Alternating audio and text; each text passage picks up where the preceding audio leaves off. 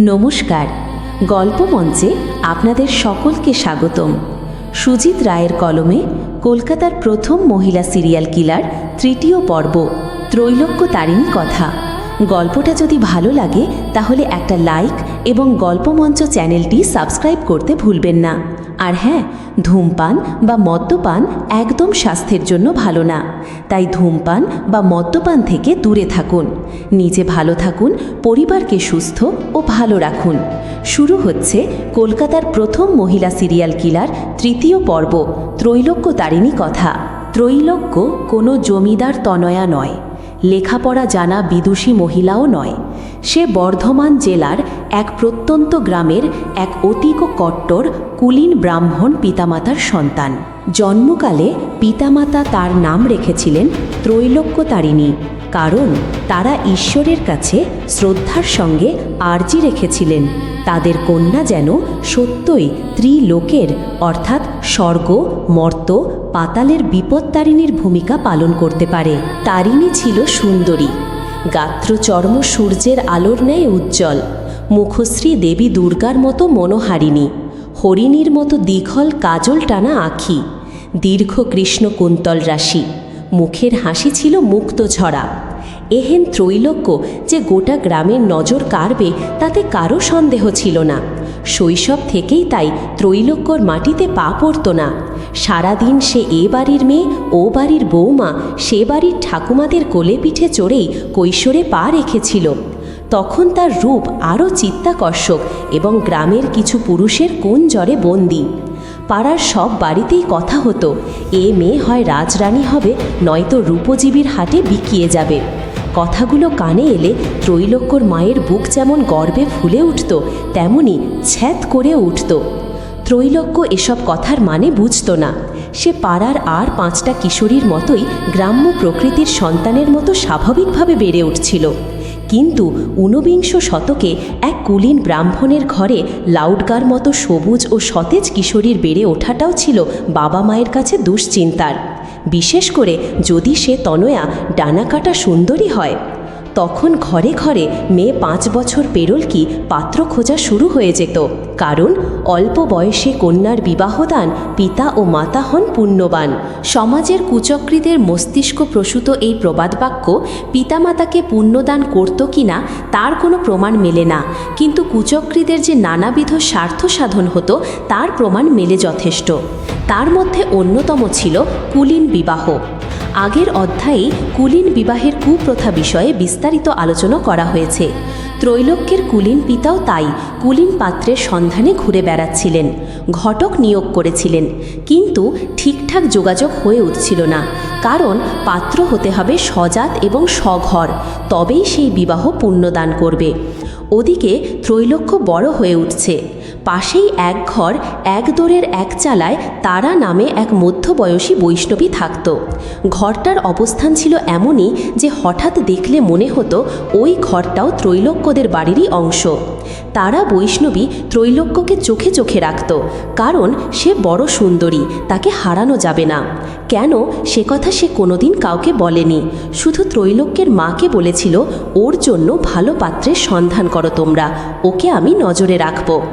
সেই থেকেই ত্রৈলোক্যের দিনের বেশিরভাগ সময়টাই কাটত তারা দিদির ঘরে।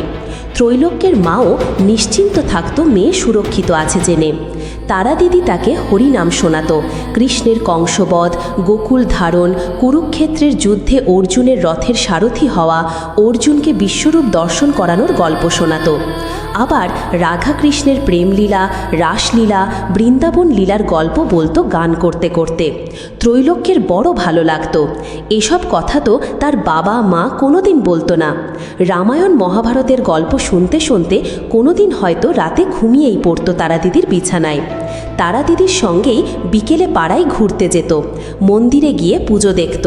তারা দিদি রান্না করে এটা ওটা খাওয়ালে সে তৃপ্তি করে খেত। তার মনে হতো তারা দিদি তার মায়ের চেয়ে বেশি ভালো রান্না করে। একদিন তো বলেই ফেলল, জানো তারা দিদি, মা তোমার মতো এত ভালো রাঁধতে পারে না। ত্রৈলোক্যের মাথায় হাত বুলিয়ে বলো তারা দিদি, ছি, ও কথা বলে না। তারা দিদির পুজোর ফুল তুলত ত্রৈলোক্য, রান্নার আনাজ কুটে দিত, অবসরে দুজনে মিলে লুডো খেলতো। একদিন ত্রৈলোক্য তারা দিদিকে জিজ্ঞেস করলো, তারা দিদি, তুমি বৃন্দাবনে বেড়াতে যাওনি কোনো দিন? ও মা, মেয়ের কথা শোনো, সেখানেই তো থাকতাম রে, নইলে এইসব কৃষ্ণলীলা, রাসলীলা, প্রেমলীলার গল্প বললুম কি করে? অবাক হয়ে শোনে ত্রৈলোক্য। মনে মনে সে চলে যায় বৃন্দাবনে।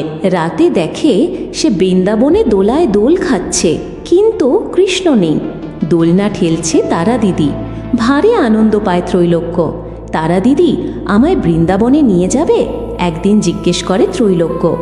তারা দিদি হাসে, বলে, সময় হলে দেখবি তুই নিজেই চলে যাবি। ত্রৈলোক্য একথার মানে বুঝতে পারে না। তারা দিদি বলে, কৃষ্ণ যেদিন টানবে সেদিন সব নারীকেই যেতে হয় বৃন্দাবনে। সে যে প্রেমের টান, ভালোবাসার টান, না গিয়ে উপায় আছে? প্রেম, ভালোবাসা এসব শব্দগুলোর মানে ত্রৈলোক্য বোঝে না, তবু শোনে, শুনতে ভালো লাগে বলে। এই যে তারা দিদি তাকে যেমন কত ভালোবাসে, তেমনই তো। এইভাবেই কেটে যায় দিনগুলো। আর যত দিন যায়, বৈষ্ণবী তারার ছায়া আরও গাঢ় হয়ে ছড়াতে থাকে ত্রৈলোক্যর ওপর। সেদিন তারার ঘরে ত্রৈলোক্য নেই দেখে তারার মা তারার ঘরে এলো। এসো দিদি, এসো, বসো। তারার মা একটু চাপা স্বরে বলল, তোমায় একটা কথা বলার আছে, তাই এনু। কি কথা দিদি, বলো না আমায়, নির্দ্বিধায় বলো, আমার পেট থেকে কথা বেরোবে না। সে জানি তোমার ওপর আমার পেত্তয় আছে বলেই তো এনু। তুমি যেন ত্রৈলোক্যকেও বলে ফেলোনি। তা মেয়েটা তো চোখের সামনে কলা গাছের মতো বড় হয়ে উঠছে। কুলিনের ঘরে আর কতদিন বসিয়ে রাখো বলো দিকিনি? তা ওর বাপ তো ঘটককে বলেছে, কিন্তু জাত ঘরে মিল হচ্ছে নিকো। তুমি তো ভিক্ষে করতে এদিক সেদিক যাওটাও, তা একটু সন্ধান করে দেখো না, যদি একটা ভালো পাত্তর মেলে। তারা চুপ করে শোনে। সে জানে কুলিন হরের পাত্তর মানেই মিনসের বয়সের গাছপাথর থাকবে না। 50টা কচি মেয়েকে বিয়ে করার ব্যবসা করে, কচি মেয়েগুলোকে পিষে খায় আর পেট বাঁধিয়ে কেটে পড়ে। অমন অমানুষের সঙ্গে ত্রৈলোক্যর বিয়ে, মনটা হু হু করে ওঠে তারার। বলবো না করেও তারা বলে, দিদি, তারার উপযুক্ত পাত্তর তুমি কুলিন ঘরে পাবে কোথায়? সেই তো বুড়ো হাবড়া একটা মিনসে টোপর পরে এসে দাঁড়াবে ছাদনা তলায়, রাতটুকু কাটিয়ে কেটে পড়বে, ফের খবর মিলবে মরে যাওয়ার পর। তা কুলিন ঘর হতেই হবে? বামুন হলেই তো ল্যাটা ঢুকে যায়। তারার কথায় ক্ষুণ্ণ হয় ত্রৈলোক্যর মা। তারা, তুমি কি যে বলো বুঝিনে বাপু, কুলিন বামুনের মেয়ে সজাত কুলিন না হলে বিয়ে দিয়ে কি মহাপাতকী হব গা? তারা জানতো এরা সব দেখে, সব বুঝেও চোখ বুজে থাকবে। পুণ্যের আশায় ছোট ছোট মেয়েগুলোকে বাল বিধবা হতে দেখবে, কিন্তু এদের জ্ঞান চক্ষু খুলবে না। তারা বলে, কিন্তু মেয়েগুলোর কি হাল হয় জানো তো দিদি? শ্বশুর ঘরে যাবার আগেই বেধবা হয়ে যাচ্ছে মেয়েগুলো, তারপর তাদের কে দেখবে বলো তো? তারার দিক থেকে মুখ ঘুরিয়ে নেয় ত্রৈলোক্যর মা, উঠে দাঁড়ায়, বেরোবার আগে বলে যায়, তোমার কাছে আসাই আমার ভুল হয়েছে। তারা হাসে, কি আর বলার আছে, নিজের পুরনো দিনের কথা মনে করে আর হাসে। সেদিন আর ত্রৈলোক্য তার ঘরে এলো না। তারা জানতো এটাই হবে, ত্রৈলোক্যকে আটকে দেবে ওর মা।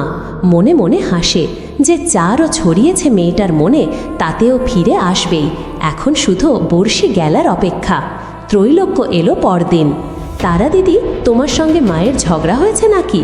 মা আমায় আসতে বারণ করছে কেন? ঝগড়া কেন হবে? না তো। তা তোর মা যখন বারণ করেছে এলি কেন? দূর, মার কথা বাদ দাও, আমার যেখানে খুশি যাব। যেদিন থেকে তুমি আমায় আর ভালোবাসবে না, সেদিন থেকে আসবো না। মেয়ের কথা শোনো বলে ত্রৈলোক্যর মাথাটা নিজের বুকে টেনে নেয়। তারার দিকে চেয়ে মুচকি হাসে ত্রৈলোক্য।